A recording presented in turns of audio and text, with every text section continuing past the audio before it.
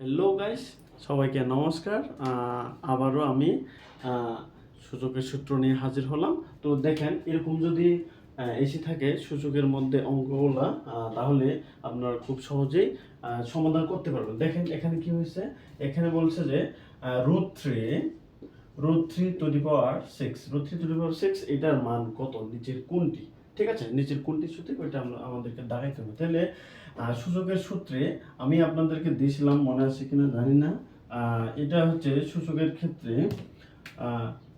√a সমান আমি কি লিখলাম, এরকম লিখছিলাম।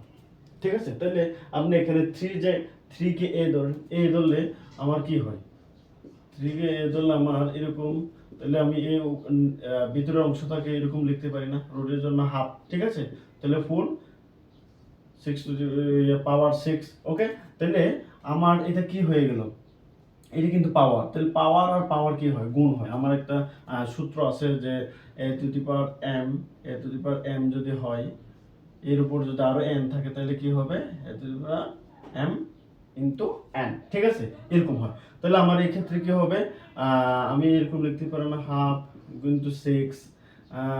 তাহলে 6 উপরের সংখ্যা, তাহলে 6 উপরে গেল। ঠিক আছে, তাহলে এটা 3 দুগুণে 6, 3 অর্থাৎ 3 কিউব। তাহলে 3 কিউব অর্থাৎ 3 তিনবার গুণ করা লাগবে। তাহলে কত, 3 তিনবার গুণ করলে 27 হবে। ঠিক আছে, তো 27 হবে। এখানে উত্তর হবে গ, এখানে উত্তর গ হবে। এবার নিচেরটা দেখেন, নিচেরটা আমি কিভাবে করবো, অর্থাৎ নিচেরটা হচ্ছে যে x এর মান কত হলে 2 to the power 4x minus 12 equal 16 হবে। ওকে, তাহলে আমি এটাকে কি করতে পারি, প্রথমে দেখেন আমি প্রশ্নটা লিখে নিই। প্রশ্নটা হচ্ছে যে 2 to the power 4x minus 12 equal 16। দেখেন, এটা প্রশ্ন হচ্ছে যে 2 to the power 4x minus 12 equal 16 হলে আমার x এর মান কত। ঠিক আছে, তাহলে আমি এখানে কি করতে পারি, এখানে করতে পারি না, যে এটা এই পাশে যেভাবে আসে সেভাবে দিলাম।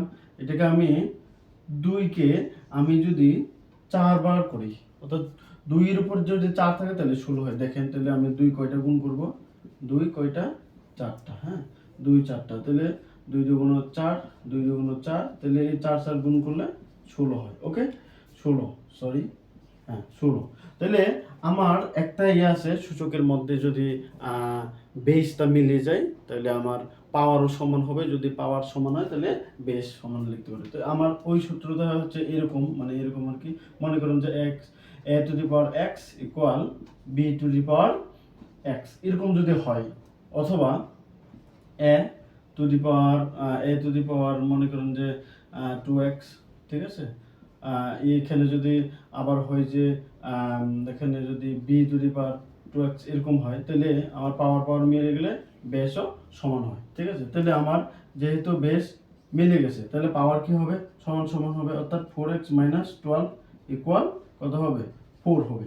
তাহলে এটাকে আমি কি করব, দেখেন 4x তাই পাশে রাখলাম, তাহলে আমি এই -12কে ওই পাশে নিয়ে গেলে কি হবে, প্লাস হবে। হ্যাঁ, প্লাস হবে।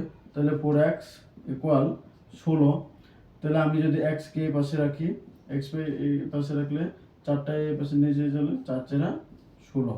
তাহলে সুতরাং x ইকুয়াল কত হবে, 4 হবে। x ইকুয়াল কত, 4 হবে। তাহলে 2 নাম্বার যে কোয়েশ্চন, এটার উত্তর হবে 4।